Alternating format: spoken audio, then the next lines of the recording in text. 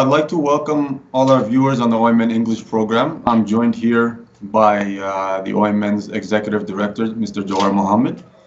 Jawar, I'm happy to have you. Thanks for having me. All right. So there's a lot of developments going on right now in Ethiopia, and particularly in the Oromia region as well. So we're going to start from the top.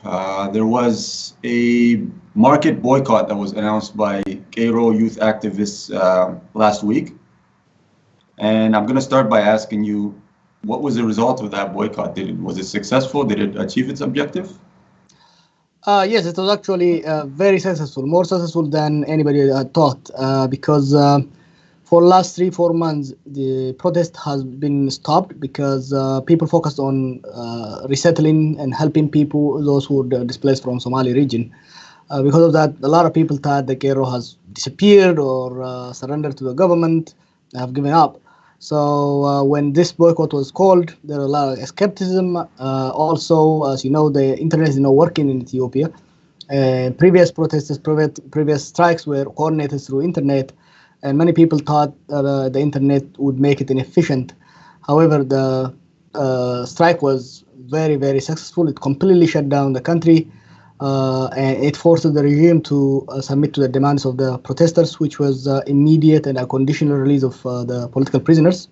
The government had previously promised to release the prisoners about a month earlier, but it delayed releasing them and also continued to present different kind of excuses. For example, creating conditions that they have to sign pardon, they have to apologize to the government. In other cases, like in Bakala, they were saying, oh, you have violated the discipline in court, and they sentenced them to a year and additional prison time. So the protesters were able to force the regime to give up on all those conditions and excuses and immediately release them. Okay. And following the market boycott and the release of the political prisoners, as you mentioned, the Prime Minister, Hailemariam Desalegn, immediately resigned. And that was also followed the next day by an announcement of state of emergency in the country. So these seem to be contradicting actions going on the part of the government. How do you explain that? Indeed, it's a very contradicting action. The previous week, and the government was showing a lot of gestures that it was willing to liberalize the political space. They had released a lot of political prisoners, thousands of them. The Opidio Central Committee had, passed a resolution that looked like they are willing to open up the political space to competition, including inviting diaspora-based oppositions to come back and promising free and independent media in the country. Then the Prime Minister resigns and says his reason for resigning is to facilitate transition and inclusive politics and reconciliation and so on. But a day later, we hear that they were imposing a 6-month state of emergency. On one hand, you show a sign that you are going to open up the politics. On the other hand, you impose a draconian state of emergency that curbs all rights in Ethiopia. And I thought those were not only strange, also counterproductive for the government. Counterproductive because it tarnishes the hope of reform and the democratization. It's also counterproductive because the government really doesn't have the capacity to impose a state of emergency at this point. Why take this risk? There is really no justifiable reason for taking this risk. The protests have been very, very peaceful, highly disciplined. There is no threat to public order. The local police in Oromia were capable of handling the security situation, both in Amhara and Oromia. The police were quite successful in handling the situation. By declaring state of emergency, the government is threatening to send more soldiers. But everywhere there is soldiers, there is death and instability. The state of emergency would only exacerbate the political crisis. It doesn't bring about a solution. All right. A lot of critics would say that because with the state of emergency, the Constitution is suspended for the time being. A lot of critics would say the Constitution has never really been implemented as it should be. So what is the difference with this announcement? Well, I think that Christian is right because Ethiopia has been under state of emergency since this government came to power. State of emergency entails, revoking certain rights, freedom of speech, freedom of movement, and so on. These freedoms have never been respected in Ethiopia. Journalists have been languishing in jail for writing against the government or for airing their opinion. For example, in Oromia is under, it has always been under a state of emergency. You have, hundreds of thousands of people being sent to jail for just being Oromo. So a state of emergency have been there practically. The tenets of state of emergency, that is militarized control of the population, have been there for a long time, and more importantly, in the last 3 years, the military have been everywhere in Ethiopia, in Oromia, in Amhara region, killing people at will and imprisoning people. So the state of emergency doesn't really bring any new added measure. Last year there was a state of emergency. That was a little different because they brought in heavy military and people. It had a psychological impact because there was no official state of emergency. When this new state of emergency came in October of 2016, it had a psychological impact to some extent. It scared people into stopping the protest. However, this time around, people have adapted to what state of emergency was. One of the losses of last year's state of emergency was cutting off the internet, but internet has been off for the last 3 months in Ethiopia. So the state of emergency comes, internet, well, the same thing, the normal thing. So in Oromia, there's been 3-4 days since the state of emergency has been declared. Life goes on. People protest. They gather at will. They stay up late night and they walk in the cities. It really did not make any difference. It just ridiculed the government. It made the government look like a joke. Yeah, and there also seems to be a lot of miscommunications within the government. Earlier in the week, the communications minister Nagari Lenjo was on VOA. And he had stated that there would be no state of emergency announced in the country. And shortly after, just a day later, state of emergency was announced. So is there a lack of communication going on within the government, or is there a rift there, or can you explain that for us? Nagari would tell you, if you ask him this question, Dr. Nagari would tell you that there is a crisis of communication, but I don't think it's just a crisis of communication. There is a crisis of leadership. There is a vacuum. Since Mallas's days, the prime minister that just departed never asserted control. He never brought discipline to the leadership. There has been multiple points of power. The military, the intelligence, the different ministries, particularly ministries that are filled by the Tigrayans, felt they are above the prime minister. They did not feel that they needed to report to the prime minister. The prime minister himself admitted, I think last year, that he actually doesn't have any clue what's happening in the country. He doesn't get information. He makes his decision based on what he hears here and there. Let alone Nagari Lenjo, the prime minister had no idea about what was happening. This has exacerbated with the Oromo protest because the protests have, hit the ship really hard, making people doubt the endurance of the government, making them lose hope in the government and starting acting independently. And with the breakout of the conflict on Somali-Oromia border, the Oromo ministers and the Oromia regional government felt that the federal government is the enemy. And they felt that they don't need to really respect the federal government much.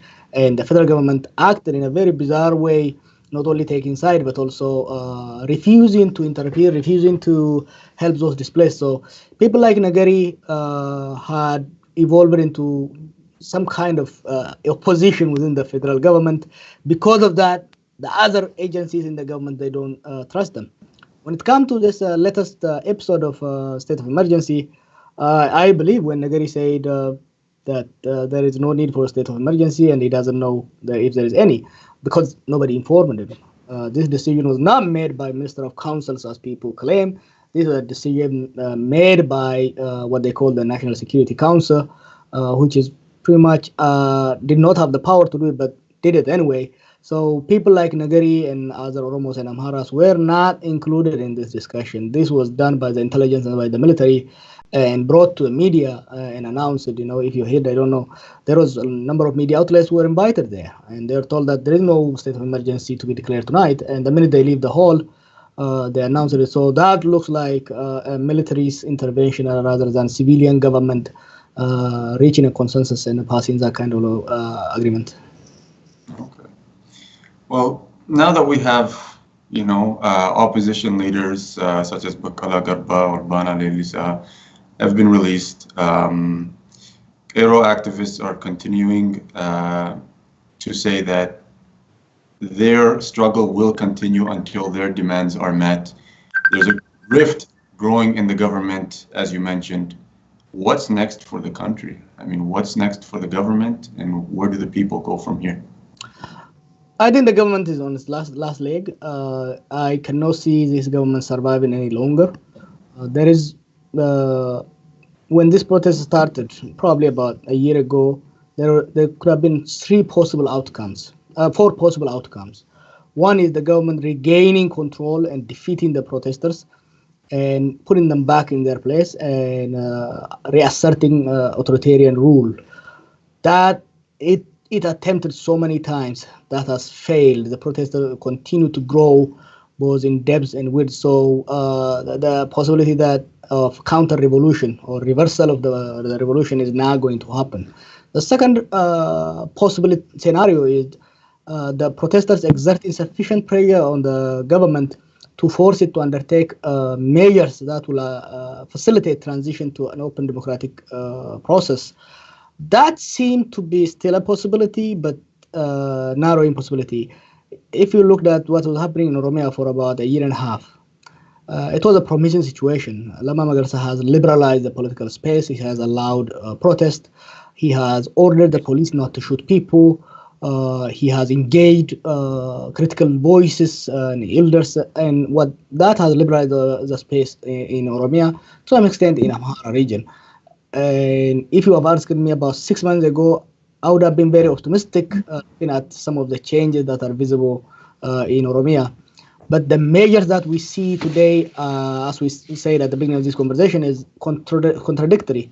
On one hand, the release of political prisoners, a number of the measures the government undertook under the pressure of the protesters gives you hope that the government is finally seeing the end and preparing for exit strategies through a democratic process.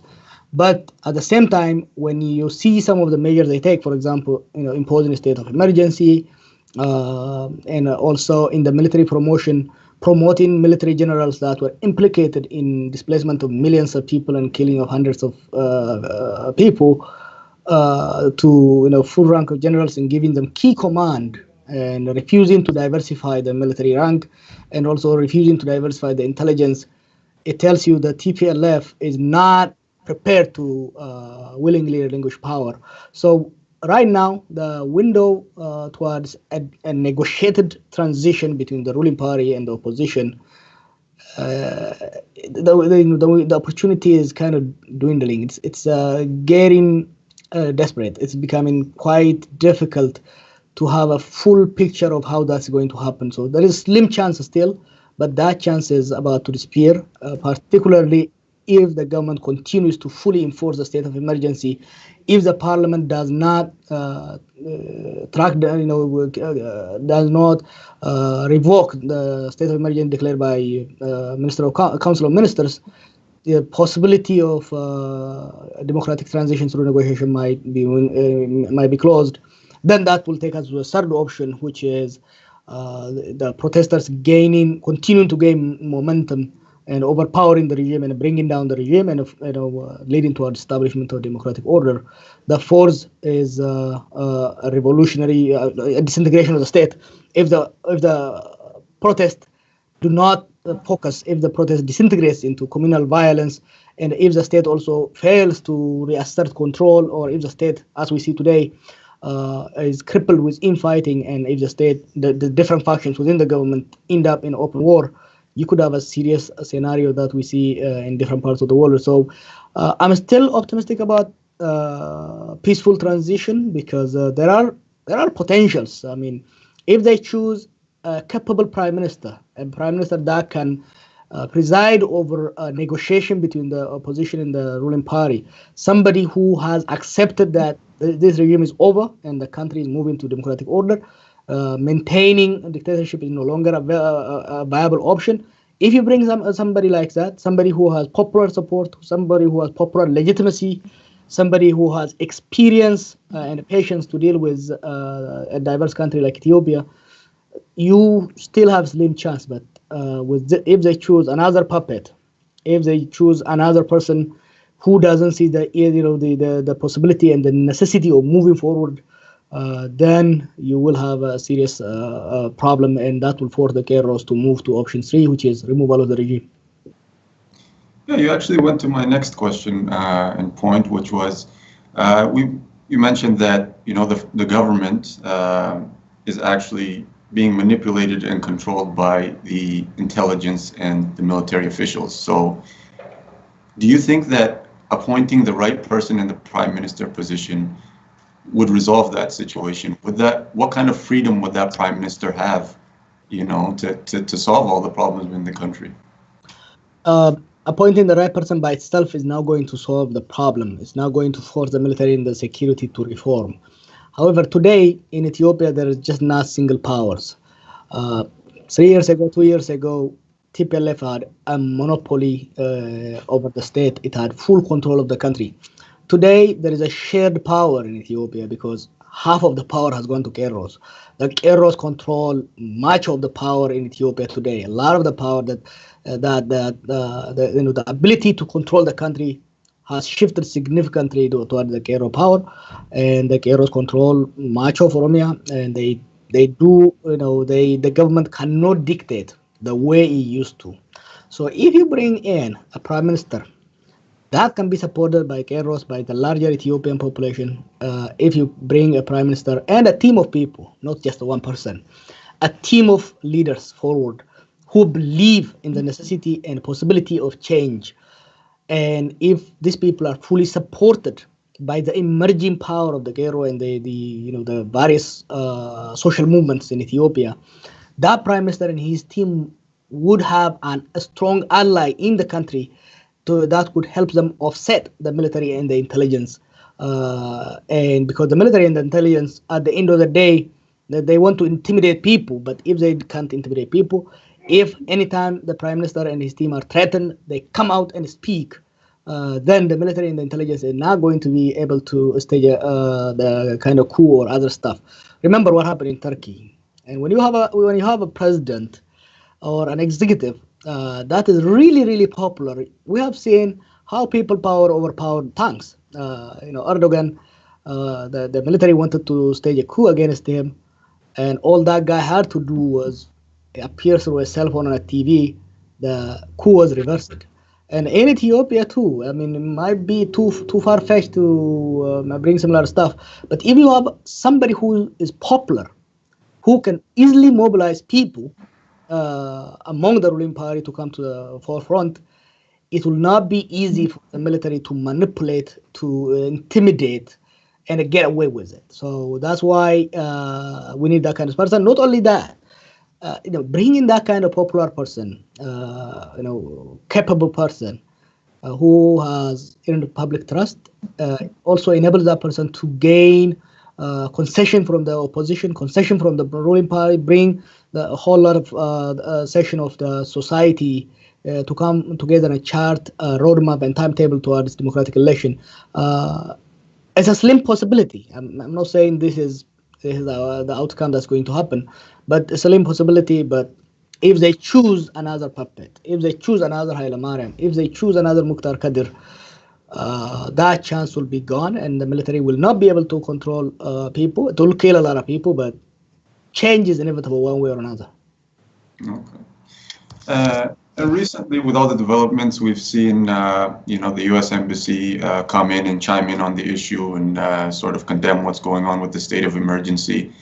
The Ethiopian government, still seems to have a lot of, its former allies and backers. So, what would you say to governments in the West who are still backing the current regime and see them still as a viable ally in the region? I think the recent announcement, press statement by U.S. Embassy is encouraging. It's a little late, but better late than never. The UK, the European Union have followed in, but with a weaker statement. I think the US made a very right decision by disagreeing strongly with state of emergency.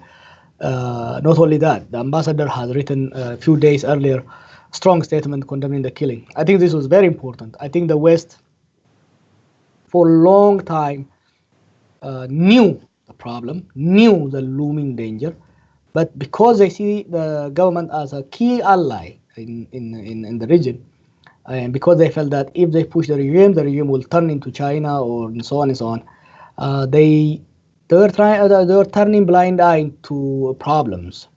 But the problem has reached, the political crisis is so acute today that they can no longer ignore it. The West has a very single interest in Ethiopia. It is security. It's not economy. It's nothing else. They have a security interest because the region is troubled. There is a lot of conflict in neighboring countries. Ethiopia is one that has some sense of stability, and of course, with some large population in the military, the West sees it as an ally, which is true, which is correct assessment. However,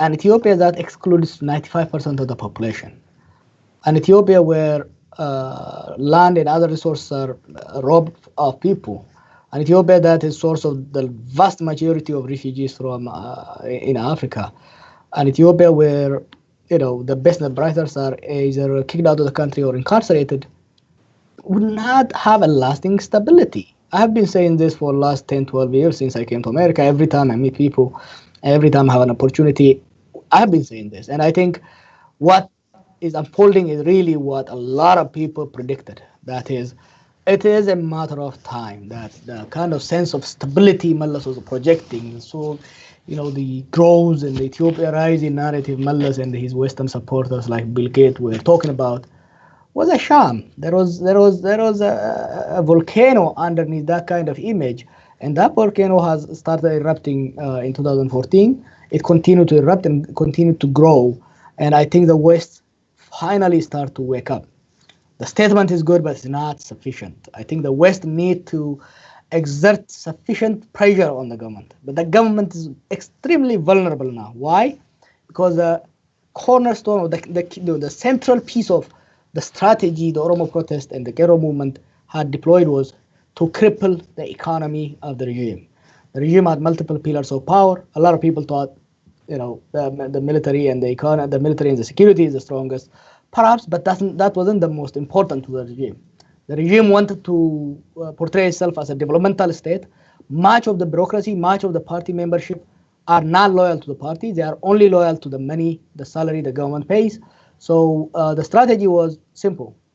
One is by focusing on trade routes and by focusing on targeting the economy, the strategy was one, to reduce revenue for the regime, reduce revenue by cutting off trade, the trade volume, by also driving away investment. So you cut the revenue at the same time by forcing the regime to deploy large army of soldiers and bureaucrats, and also pay for the lobbyists and so on, increase their expenditure. So on one hand, you increase you decrease their revenue. On the other hand, you increase their expenditure, and that had crippled the economy. And the government can no longer service the foreign debt. So the government needs the Western governments pumping money into it. Last year they did pump during Obama, but now I think they're tired of pumping money into it, and all they have to do is hold off a little bit from pumping money into the regime, and the regime will come in crawling, begging for the West or begging for the people to save it. And I think the West has a lot of leverage right now. I know the Germans and the British and mostly the Americans are trying, but that's not enough. We have probably few months to ensure peaceful transition in Ethiopia. Very, very, very, very short period of time. things can change very fast, as Ambassador said. Things change really, really fast in Ethiopia these days. And the only reason the regime remains intact today is because the Kairos wanted it. The Kairos are social movement. They are not political party. They don't want to take political power. So they don't want to create power vacuum at this moment. They want to create a political condition whereby a strong political party and another ruling party can compete, negotiate, and compromise, and create a political space where people can exercise their freedom. If the Kairos want to get rid of this regime, they can do it in a matter of weeks. They have demonstrated that. But if the regime continues to kill and insists on this state of emergency, any further mass killing will not enable the Cairo leadership to restrain the young people from marching over to the palace and getting rid of the government from local to the federal level. So time is running, and time is of essence. And I think that not only the foreign governments, but also the elites, particularly the Tigrayan elites, need to exert utmost pressure on the government to come to the table. Okay. So we've spoken about, the foreign factor and foreign governments and how they look at the situation. But how about within the country? The Cairo movement is mostly based in the Oromia region. The government narrative is that, they're causing instability and harming, people outside of the Oromo community. And so, what is the goal of the Cairo movement, and, what is your response to that allegation? The allegation is bogus, and the regime has been doing this allegation for a long time. Before Cairo, every Oromo that shows any negative view toward the government were accused of being ILF and thrown to jail. Since Cairo has emerged as a formidable force, an attempt to label and brand Cairo as troublemakers has been in full swing, but it did not work. Because whatever propaganda they come on the media, the Cairo can falsify it in the streets. The Cairo have been the most disciplined, the most peaceful, and powerful and effective social movement I have seen in the world. I study social movement, and I think if he's alive, Gene Sharp would agree with me. This is a fascinating non-violent movement. If you have seen just last week, they launched a 3-day strike. They achieved their tactical objective on the second day. On third day, they were cleaning the streets, because during the strikes, they were putting roadblocks and so on and so on. So the streets were a little messy. So on the third day, they were cleaning streets. Do these young people sound like troublemakers? Do they look like hooligans? No. The government has attempted to use agents, infiltrators, to attack different communities, to defame the Kairos. But the Kairos have been arresting and detaining a number of agents and passing it to Oromia police. So that's why the government have not been able to instigate communal violence. The Ethiopian state from past to today has harvested Oromophobia as their tool again to keep Oromo voices silenced. And this regime has done quite successfully for a long time, but in the last 3-4 years, that attempt has failed. The communities in Oromia feel quite secure. That's why they are with people. They are with the Oromos, and the Oromos have demonstrated that not only in promises but also in actions. Today in Oromia, practically there is no government. There is no effective control over towns and villages. These have become self-administering villages. The Kairos, in collaboration with local police, they ensure delivery of service and security. There is no town, as you know, Jilcha, there is no town where there is no other ethnic group in Oromia. Oromia is a multi-ethnic state. And, there are some here and there that the government have been able to instigate, but in Oromia, you don't see that kind of communal tension. You don't see communal problem, despite aggressive effort by the intelligence services. So the Cairo, their work speaks for them. I don't even have to explain. Their work speaks for them. That's why the 24-hour propaganda by the government did not work in scaring away even the Tigrayans. As we know today, it is the Tigrayan elites who control the state power, and it's them who commanded the military and the intelligence to kill our people. Even against them, there has not been attack. There are areas where Tigray intelligence officers and spies have been targeted. So are Oromo intelligence officers and Oromo police officers who kill people. But that is because of their action, not because of their ethnicity. That continues. But the civilians, whether they're Tigrayans, Gurage, Amhara, or Chinese, they are at peace in Oromia. I know there was a Dutchman last year. He had a flower farm in partnership with one of the TPLF people. The local farmers know because it's built in their land. They already knew. They went there, and they told the guy, "Is this your car? Take your car. We have no business in attacking you. We no one harm you. It is your car. Here's your road. Go." And they burn his farm. So it's a strategically guided, non-violent movement. That's why the government continue to lose, and I think it will continue to lose in the future as well. Okay. Very quickly, we mentioned at the beginning of the program displaced people from the areas of conflict on the Oromo and the Somali border region. What is the situation there now? Is there still raids going on with the Federal Army and the Leo Police into the Oromia region, or has that situation subsided? The situation in the border area remains intense, but daily clashes have been reduced to minimal. Remember, the Somali and Oromo as a people are not fighting. In fact, the two states are not fighting. It's not. It's a misinformation that has been spread around. This is a proxy war by the TPLF military and intelligence against Opidio. Because Opidio under Lalma Magarsa leadership has emerged as an assertive force and has attempted to disrupt some of the illegal trades of cat and the different contraband in the area. And the generals, particularly those who command the southeast branch of the military, are heavily involved in this. So they had a personal interest, and they want to remain that. But that's not the only that's the personal level motive. But there is a grander political motive behind this. As the two senior leaders of TPLF, Abai Sahai and Sibi Muslim, clearly stated, they feel that the Amhara and the Oromo are joining forces against the Tigrayans, and to save themselves, the Tigrayans want to create this, they have developed this crazy idea of minority alliance, and they are trying to bring the Somalis into their side, to corner the Oromos in the center. So since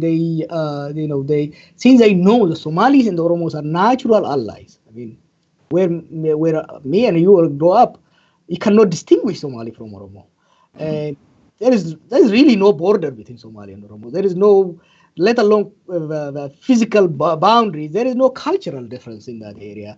The Oromos and Somalis they cannot create enmity between them easily, no matter who you have as a regional president. So they wanted to instigate a bloody conflict so that a wound will be created between the Oromos and Somalis. And to implement that strategy, they found a crazy guy who had no consciousness. He had no political consciousness. He's utterly an inadequate guy. This Abdile.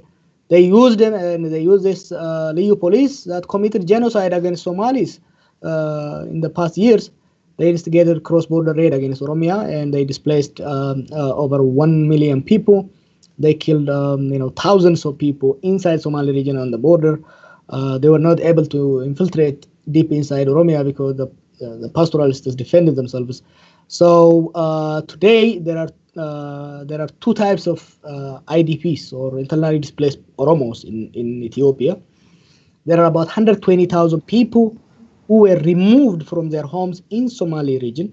Somali region is home for the largest Oromo outside Oromia regional state. So they did remove about 120,000 people, and also this conflict happened over a long stretch of land from Moyale all the way to Bordede, covering about 5 provinces and tens of districts. So wherever this conflict was happening, this war was happening, people were forced to withdraw from their farms, from their homes, and retreat to other villages and districts. So that is about 900,000 people. So these all people today are in shelters. So they don't have homes. Their future is bleak because they can't go. There is no enough security to go back to the border, and there is no enough security for those who came from Somali region to return, because Abdi Ile is the guy who implemented the TPLF strategy is still there. The Liu police is more powerful today because they are armed and trained even more. The military generals of the Tigrayans who commanded this war against Oromos remain in power. In fact, they have been rewarded for their action by adding more stars on their shoulders. So the situation remains murky. The future looks bleak for these people. But the good thing is the Oromos have come together in a unified manner to help these people. Despite the magnitude of the problem, they have been able to minimize loss of life. They have been able to prevent widespread outbreak of disease.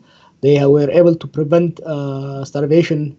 But we know that some 80,000 homes are built in central Oromia to resettle these people, but they have not resettled them yet, and even if they resettle them, what kind of job they're going to have in the future is still a question. A lot of complicated problem, Jilcha, on this matter. Okay. And we've neared the end of the program, so if you have any closing statements, what would you say to the Ethiopian people, and what would you also say to the government itself? I think my message to the Ethiopian people is they have fought in different forms and rallying around different demands for the last 50 years to establish a democratic order. I think the Ethiopian people from all walks of life, basically they want the same thing. They want freedom. They want respect for who they are and where they live. And they want to cultivate their natural resources and talents to escape poverty.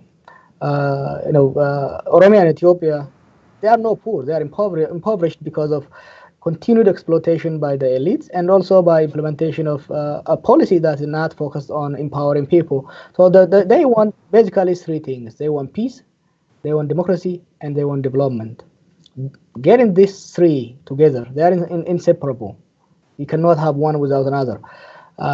Getting these three requires getting the politics right. Getting the politics right. I think we are getting almost there now. For first time, government in Ethiopia is about to fall due to popular, strategically guided civic resistance. I think people should be very, very careful in how we go from now onward. We have to be very calculative. We have to remain vigilant. We must not rush just to get rid of the government. We must plan very carefully how to bring it down and how to replace it. So people at this point particularly need to have patience. They don't want to ignore things. They don't want to be pessimistic, but they have to sustain pressure on the regime, but patiently, carefully, and strategically. And more importantly, this regime and regimes like this, when they are about to fall, they want to bring down the whole country with them to escape responsibility. And I can see that. What al-Bashir did, what Bashar al-Assad did in Syria. There is no guarantee that TPLF wouldn't do it in Ethiopia. We have to deny them that opportunity by minimizing violence, by working very, very hard on communal harmony, particularly in cities and borders that host a diverse group of people. Cities like Dredawa, cities like Finfinne, cities like Shashamande and Jimma. These are very important cities. Cities like Dase. The regime and its agents would like to see bloody communal violence in this area. They must be denied that opportunity, because that will not only prolong their life, it also helps them escape responsibility and take down the government with them. So the people must work together. The young people, young women, men, they have to be at the forefront of this. They have to remain vigilant and alert. For the government, I think if I'm in EPRDF or TPLF and whatever of one of those organizations, the first thing I need to do is sit alone and think and see that this is the end. It is over. We are in post-TPLF, post-EPRDF regime. The role of the current ruling party now is just about facilitating transition to a peaceful democratic order. If they are willing to submit to the will of the people, if they are willing to transition to democracy, they will make history. They might even get an opportunity for immunity to rewrite history, even probably as a party or as individuals to have a future in the politics of the country.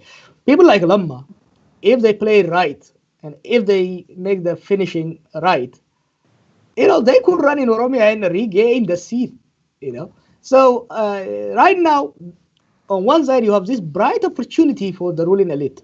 On the other side, if they choose path of violence, if they even think of maintaining authoritarian rule over Ethiopia after this, I guarantee them they are going to go down. This regime is collapsing. It's a matter of time. When they collapse, they will fall with it, and they will be destroyed, and there will be serious ramification going forward, particularly for TPLF. They always claim they fought with the people of Tigray.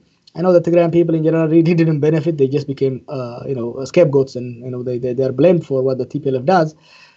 I think the TPLF, at least those reasonable, if there are reasonable men and women in the TPLF, they should be worried. They have an opportunity to safeguard the interest of the Tigrayan people in the democratic and the system.